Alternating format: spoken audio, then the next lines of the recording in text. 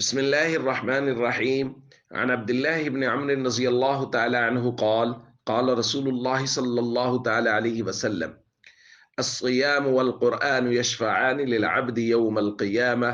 يقول الصيام: يا رب منعته الطعام والشهوات بالنهار فشفعني فيه. الحديث رواه أحمد۔ نبی کریم صلی اللہ علیہ وسلم نے ارشاد فرمایا، روزہ اور قرآن قیامت کے دن بندے کے حق میں سفارش کریں گے۔ روزہ کہے گا: اے میرے رب، میں نے اس بندے کو دن کے اوقات میں کھانے پینے اور شہوات سے روکے رکھا تھا، لہٰذا آپ اس کے حق میں میری سفارش کو قبول فرما لیجئے۔ اور حضور نے فرمایا: وَيَقُولُ الْقُرْآنُ، اور قرآن کہے گا: مَنَعْتُهُ النَّوْمَ بِاللَّيْلِ فَشَفِّعْنِي فِيهِ، میں نے رات کے وقت اس کو نیند سے روکے رکھا تھا، لہذا میری سفارش کو بھی قبول فرما لیجئے۔ حضور نے فرمایا: فَيُشَفَّعَانِ، نتیجتاً دونوں کی سفارش کو قبول کر لیا جائے گا۔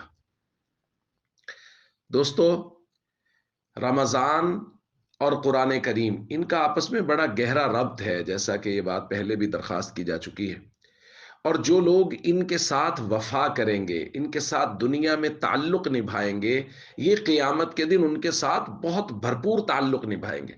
جو روزے کا پورا خیال کرے گا، قیامت کے دن روزہ اس کی سفارش کر کے اس کو جنت میں لے جائے گا۔ جو قرآن کریم کے ساتھ وفا کرے گا کہ راتوں کی تنہائیوں میں قرآن کریم کو پڑھے گا، تو قرآن کریم بھی قیامت کے دن اس کی سفارش کر کے اس کو جنت میں لے جائے گا۔ اس لیے ہم سب کو چاہیے ہم اعمال کے ساتھ وفا کریں، روزے کے ساتھ وفا کریں، اس کو پوری پابندی اور حفاظت کے ساتھ رکھیں، قرآن کریم کے ساتھ وفا کریں، خاص طور پہ رمضان کی ساعات میں راتوں کو قیام کریں، قرآن کریم کی نماز میں تلاوت کریں، کہ اس کے نتیجہ میں قرآن کریم اور رمضان کے روزے ہمارے حق میں سفارشی ہوں گے اور ہمیں جنت میں لے جائیں گے۔ السلام علیکم ورحمۃ اللہ وبرکاتہ۔